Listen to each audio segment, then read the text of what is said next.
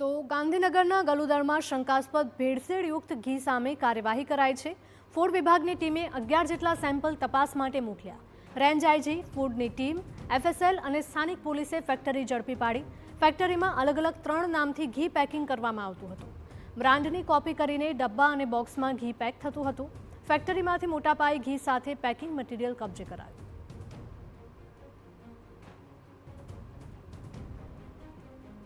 ગઈકાલે દહેગામ નજીક ગલુદણ ગામમાંથી શંકાસ્પદ નકલી ઘીની ફેક્ટરી ઝડપાઈ હતી કે જેમાંથી કુલ 48 લાખનો 9300 કિલો શંકાસ્પદ જથ્થો પોલીસે જપ્ત કર્યો હતો।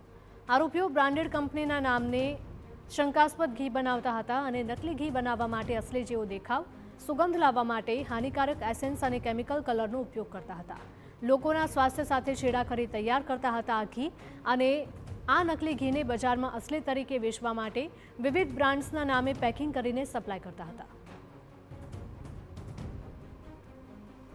ગાંધીનગરના લઘુદણમાં તપાસ દરમિયાન બાજુમાં ચાલતી તક્ષિલ ડેરી પ્રોડક્ટ નામની પેઢીમાંથી પણ શંકાસ્પદ માવો સીઝ કરાવશે।